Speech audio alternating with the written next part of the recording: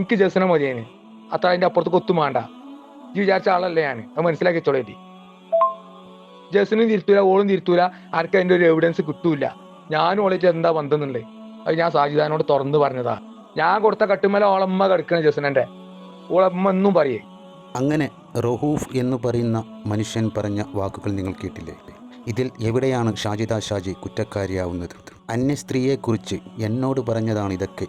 ഇദ്ദേഹം സാജിദയോട് എന്തെല്ലാം പറഞ്ഞിട്ടുണ്ടാകുമെന്നുള്ളത് എനിക്കറിയില്ല. അതുകൊണ്ട് തന്നെ 50 ലക്ഷം രൂപ പിഴയും 3 വർഷം തടവുമൊക്കെ നമ്മുടെ ഷാജിദ ഷാജിക്ക് എങ്ങനെയാണ് നൽകാൻ കഴിയുക? ഷാജിദ ഷാജി തൻ്റെ മുഖം രക്ഷിക്കാൻ വേണ്ടി മറ്റൊരു യൂട്യൂബറുടെ പേര് ഈ കാര്യത്തിലേക്ക് വലിച്ചയച്ചു എന്ന് ഇനിയും നിങ്ങൾ വിശ്വസിക്കുന്നുണ്ടോ? ഇല്ല.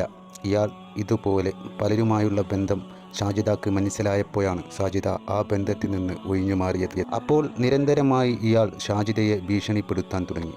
നീ എനിക്കയച്ച വോയിസുകളും വീഡിയോസുകളുമെല്ലാം ഞാൻ സോഷ്യൽ മീഡിയയിൽ തന്നെ പ്രചരിപ്പിക്കുമെന്ന് പറഞ്ഞ് ഭീഷണിപ്പെടുത്തി. അങ്ങനെ ഇയാളുടെ ഭീഷണിക്ക് മുമ്പിൽ ഭയപ്പെട്ട ഷാജിദ അതിനൊരു മാർഗം കണ്ടെത്തിയതായിരുന്നു ഒരു വിവാഹം കഴിച്ച് തനിക്കൊരു ഭർത്താവുണ്ടെന്നറിഞ്ഞാൽ ഈ പ്രശ്നങ്ങളിൽ നിന്നെല്ലാം എനിക്ക് കരകയറാം എന്നത്. പക്ഷേ അതിന് ഷാജിദ തിരഞ്ഞെടുത്ത മാർഗം ആർക്കും തന്നെ അംഗീകരിക്കാൻ പറ്റാത്ത ഒന്ന് തന്നെയാണെന്നതിൽ സംശയമില്ല. പക്ഷേ ഈ കാര്യത്തിൽ ഷാജിദ ഒരിക്കലും കുറ്റക്കാരിയല്ല. കാരണം ഏതൊരു സ്ത്രീയും ഇത്തരത്തിൽ ഒരാൾ നിരന്തരമായി തന്നെ ചേർത്ത് പിടിക്കുന്നതും സഹായിക്കുന്നതുമൊക്കെ മനസ്സിലാക്കിയാൽ അയാളുടെ കൂടെ ജീവിക്കണം എന്നുള്ള കാര്യത്തിലേക്ക് എത്തിപ്പോകും. നമ്മുടെ ഷാജിദ ഷാജിയാണെങ്കിലോ ഭർത്താവില്ലാതെ ജീവിക്കുന്ന ഒരു സ്ത്രീയാണെന്നുള്ള കാര്യവും നമ്മളൊരിക്കലും മറക്കരുത്.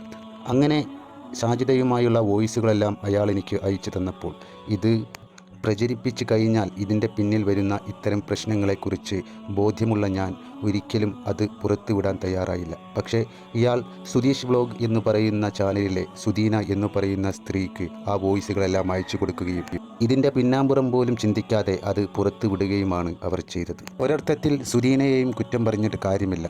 സാജിദയെക്കുറിച്ചുള്ള സർവ്വ വീഡിയോകളിലും കമൻറ്റ് ചെയ്യുന്ന സൗജത്ത് എന്ന് പറയുന്ന സാജിദയുടെ നാത്തൂൻ അവരാണ് ഓരോ സ്ത്രീകൾക്കും വിളിച്ചുകൊണ്ട് ഇത് പുറത്തുവിടൂ എന്ന് നിർബന്ധിച്ചു കൊണ്ടിരുന്നത്. എന്നോടും അവർ അത്തരത്തിൽ പറഞ്ഞിരുന്നു.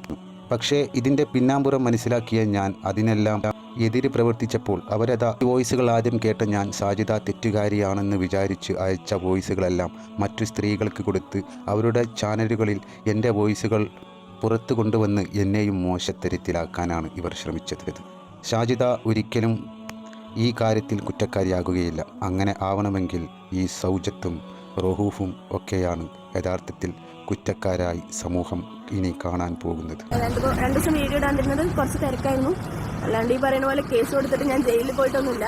ജയിലിൽ പോയി അങ്ങനെ ഇങ്ങനെ അതൊന്നും എനിക്ക് പേടിയില്ല. കേസ് എന്ന് പറഞ്ഞാൽ എന്താ, തൂക്കിക്കൊല്ലാൻ വിധിക്കുന്ന കേസാണോ? അല്ലല്ലോ. അപ്പോൾ അങ്ങനെയെന്ന് പറഞ്ഞാൽ അവളുടെ ഫോട്ടോ ഒരുപാട് പേര് വീഡിയോയിൽ ഇട്ടിട്ടുണ്ട്. അപ്പോൾ അവരുടെ പേരിലൊക്കെ കേസ് കൊടുക്കണമല്ലോ ശരിക്കും പറഞ്ഞാൽ.